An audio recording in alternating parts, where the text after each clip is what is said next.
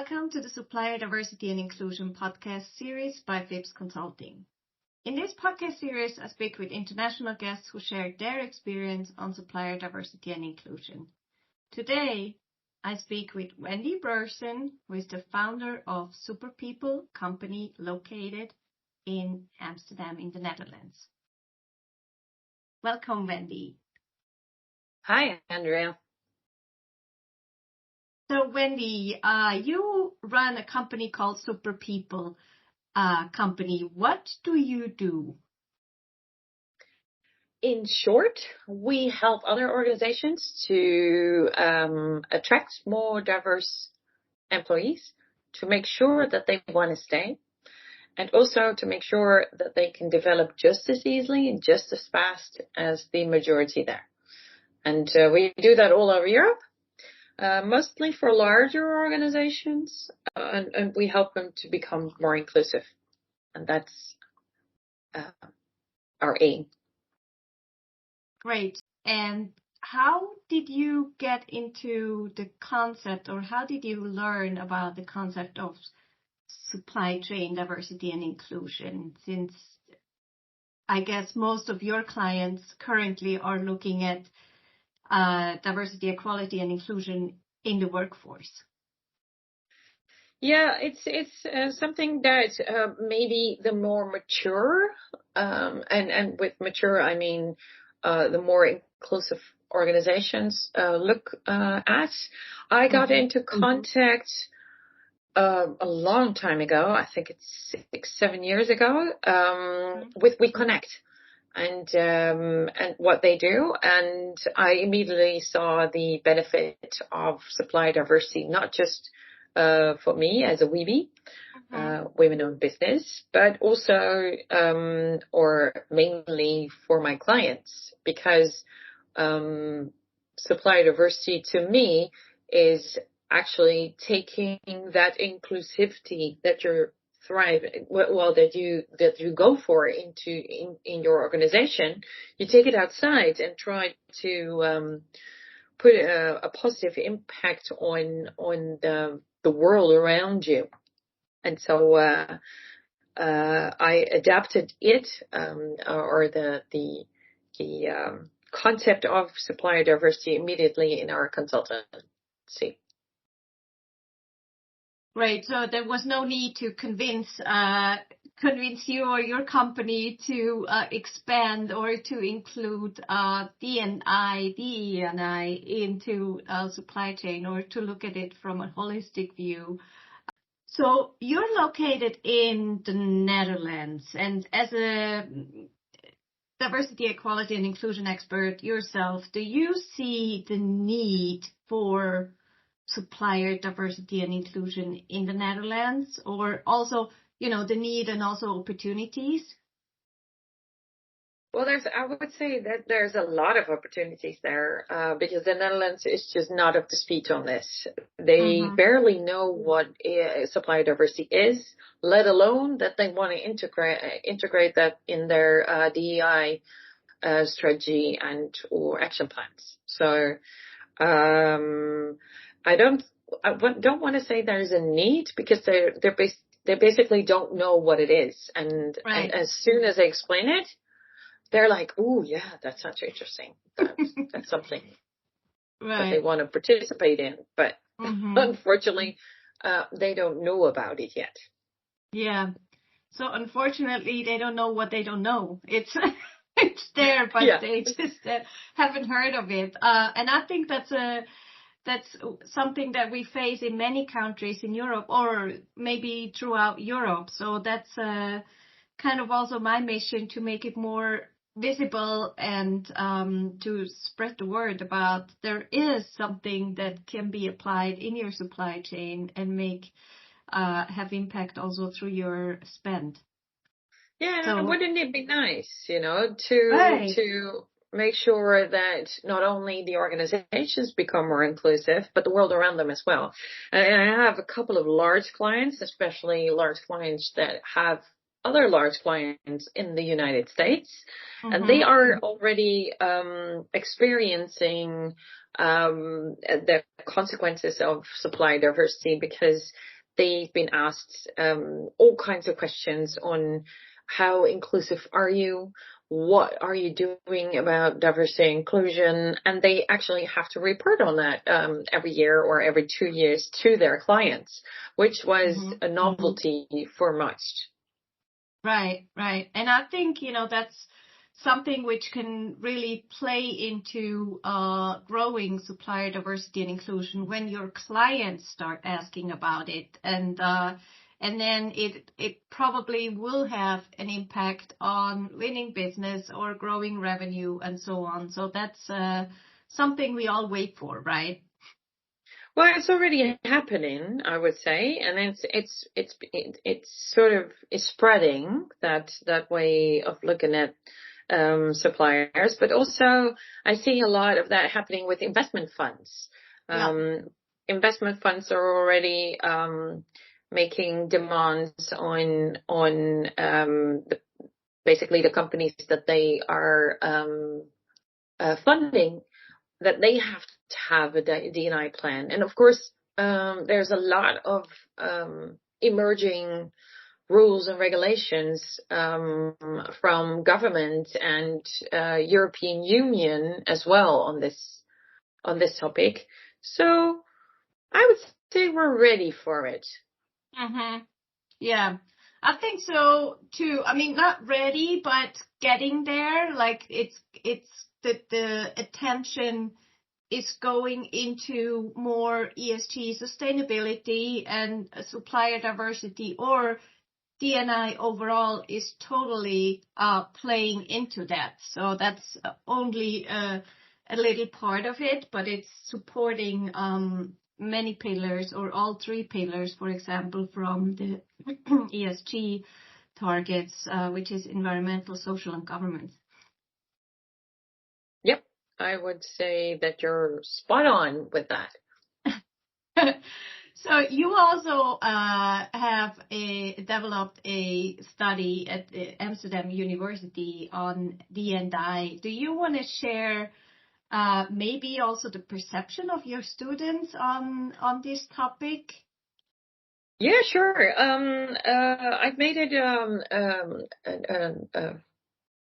Well, first, let me tell you about the program. It's a D&I master program, which is available at the University of Amsterdam, and so it is for professionals. So people that are already working, usually in HR, but we also have D&I managers and even leadership people signing up for that course. And what they get is 18 lectures on all kinds of topics that are related to D&I, of course. Otherwise, the program would have a different name. And one of those lectures is also about supplier diversity, because back in I started it 3 years ago. And I thought everybody knew about this, but I found out that's not the case. And then luckily for me, I found somebody who can do those lectures, and he explains on what it is and what is to be gained there, and why you should put some time and effort into supplier diversity. And so it's now a part of the program, and my participants love it. Most of the times they're like, what is it and how do you set it up? And so we try to help them with them, or connect you to people like you, Andrea. And so this is really a good thing. And Cool. it's catching on real quick. Yeah, that's great to hear. So that's kind of where the students get to know about the holistic view of diversity, equality, and inclusion. But what would you say to an entrepreneur in the Netherlands about, supplier diversity and inclusion, or DEI also in the workforce? Well, this podcast is not long enough for that, but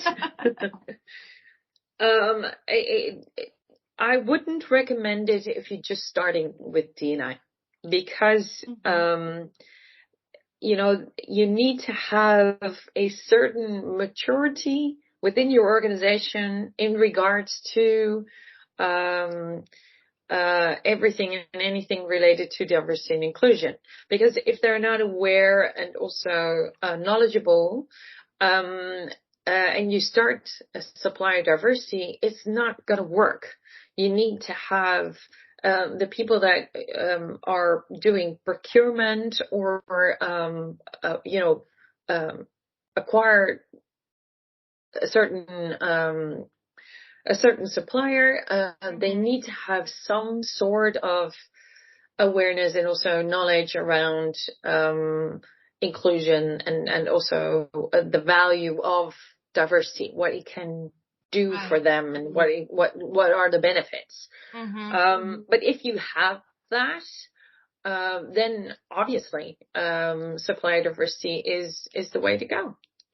Right. So I totally agree. I think it needs to have a certain understanding within the company of diversity, equality, inclusion, and also a certain buy-in from the workforce. But then on the other hand, I think you can start pretty fast with including diverse businesses and just start small. And maybe it's just, first it's just the Christmas presents for your clients that you buy from a diverse owned business, but you can slowly grow it and include more, maybe measurements or it's not rocket science, right? Fortunately.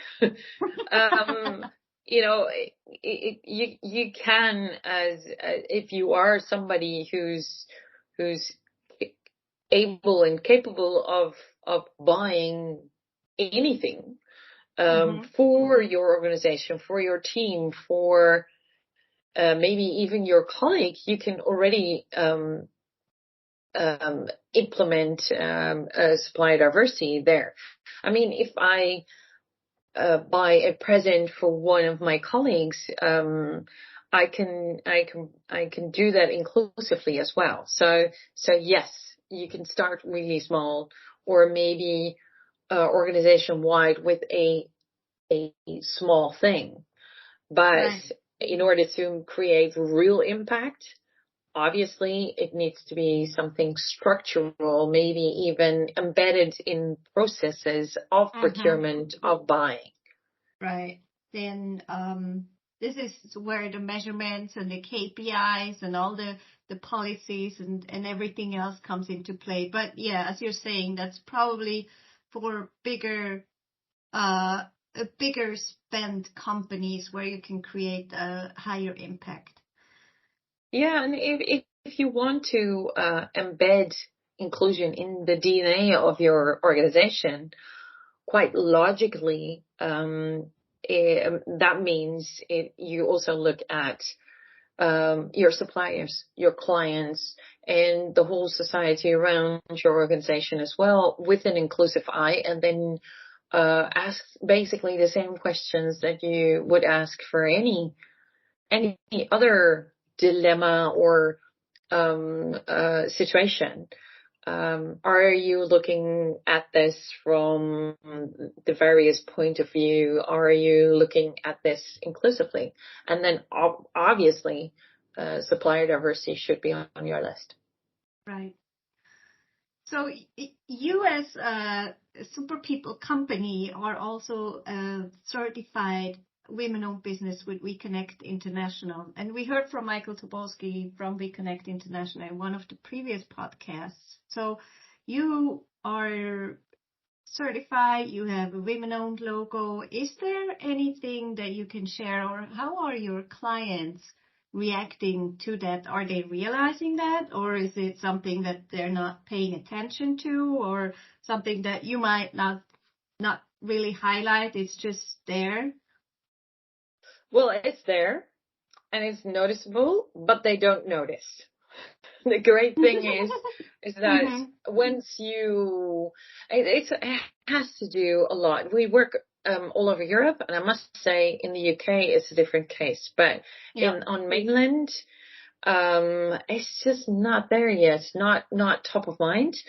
So when I remind them, especially when I know that they have, like the mother firm is in the United States or in the UK, I remind them that not only they're buying great services and products from us, but also that they're buying inclusively. So they're contributing to supplier diversity.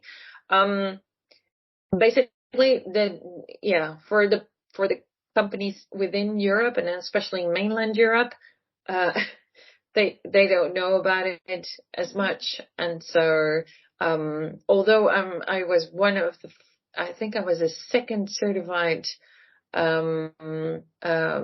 We Connect business, WeBe, as we say, in the Netherlands, it has never given me an extra benefit yet. Right. Yeah, I think it's what you were saying, not really on mainland, but I think in the UK, or if you really have the, maybe the clients in the Netherlands, but it's a US based company, they would be more interested in getting that information or knowing that you're a certified women-owned business. But as mentioned earlier, we are working towards more visibility of an inclusive supply chain, of diversity and inclusion in the supply chain. So hopefully when we talk again, maybe we can record the podcast again in a couple of years and we have different views on that, or different understanding. Well, I'm going to be a little bit more ambitious than that. I would say let's schedule a date for next year, because because in September there's going to be a large event in the Netherlands about supplier diversity, and I'm hoping that this will also maybe speed up things on supplier diversity. As I said, in my course, and we have 2 of those courses every year with 12 to 15 participants from all over Europe, from large companies mostly. It's part of the package, so I'm hoping to contribute to that as well. Yeah.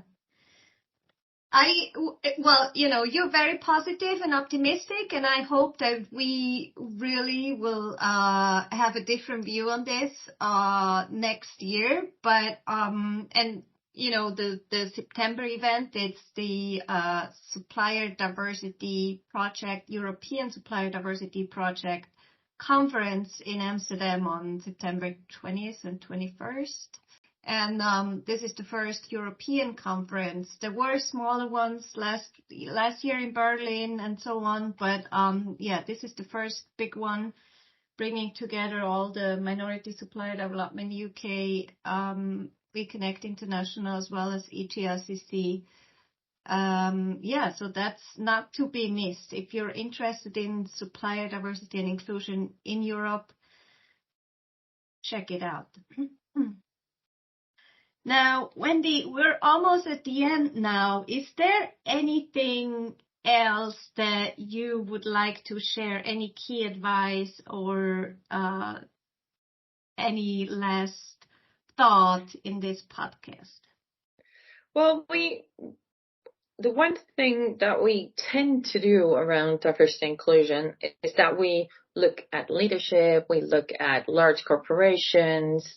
But how about we do a little supplier diversity ourselves?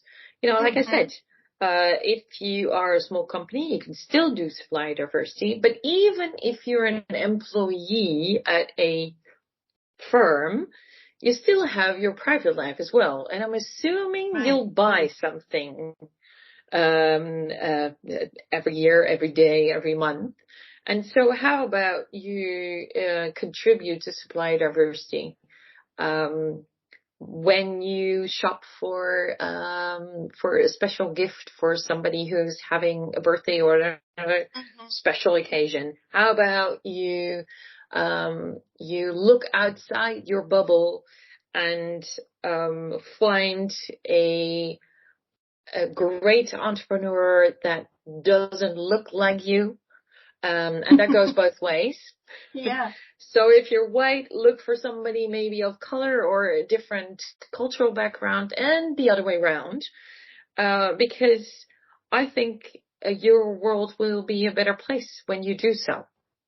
Totally. Yeah, it's very, it's such an important thing when we look in our private life and we buy something right now. It's very top of the mind to buy sustainable or fair trade, which is very important as well. But also maybe, next time you go and buy a chocolate bar, it might be from a small bakery owned by a woman instead of the big brand bar, or just little things like that. And also with fast fashion, right? We all know what that's causing. And also there are great women-owned brands or minority-owned brands, diverse-owned brands, or other smaller brands. So it's you can have an impact on more inclusion or more equality throughout the world in your everyday life. It's not about the corporates.